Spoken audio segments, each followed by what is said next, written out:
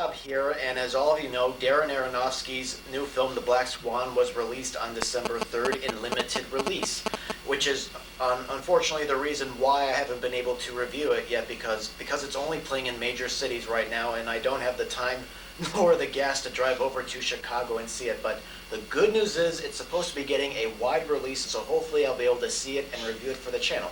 But in the meantime, I decided to do a video on 3 of Aronofsky's films, Requiem for a Dream, The Fountain, and The Wrestler.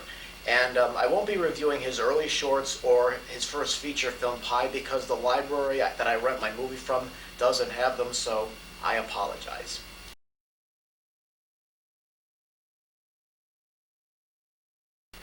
Okay, so let's start with Requiem for a Dream. This is about 4 different people addicted to some form of drug. Harry is addicted to heroin, and he does whatever he can to get money for it. He'll sell whatever he has to. Like, sometimes he'll go and sell his mom's stuff. And he and his friend Ty want to cut in on some drug dealing, and Harry's mom, Sarah, is using pills to help her lose weight when she gets an offer to be a contestant on a TV show. And Harry's girlfriend, Marion, needs him to help feed her drug habit. And throughout the film, each character kind of becomes disillusioned, and their addictions end up having very serious consequences. Well, to me, this film was probably my favorite of Aronofsky's films because I got the biggest reaction. I thought that this was one of his most creative film. I like when a filmmaker tries to find ways to make a film a little bit unique for the viewer. And like, for example, there's a scene at the beginning where Harry is taking his mom's TV for drug money. It uses 2 angles simultaneously on screen, one of Harry in one room and one of his mom in the other. Now, normally an editor would basically would just cut between these 2 shots, but what they do here is that the viewer is able to see Harry's point of view as well as his mother's point of view. And also, Aronofsky uses the editing to help convey how each character is feeling when they are using drugs. With Harry and Ty, it is usually, quick cuts and sped up film. And with Sarah, it's usually slowed down. And the film, okay, at first I was not really crazy about the quick editing, and because I found it repetitive, but I did realize that's how Aronofsky wants us to feel what they're experiencing, and that's how he wants us to experience it too.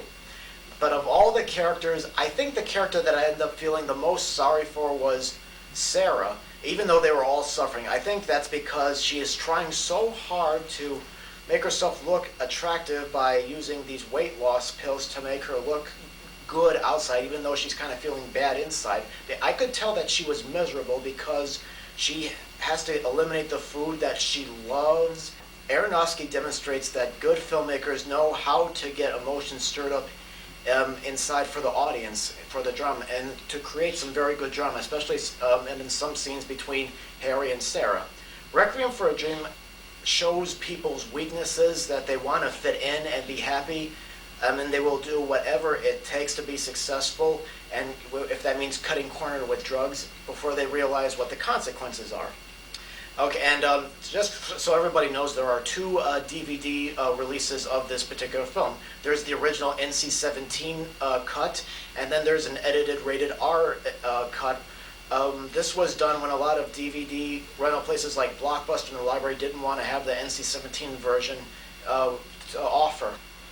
I have seen the edited version, but I did a little bit of research to see what changes were done between there, and I gotta say the changes are mostly very minor. They don't drastically affect the film. Like, for example, they're mostly shots that are like a few seconds long that just got changed. Like, for example, there's a scene where a character takes part in an orgy, and in the original NC-17 cut, a character puts lube on a dildo, where in the rated R version she puts it in her hand. It's minor stuff like that. What I'm gonna do is I'm going ahead and include the website in the description box if you would like to take a look at it yourself.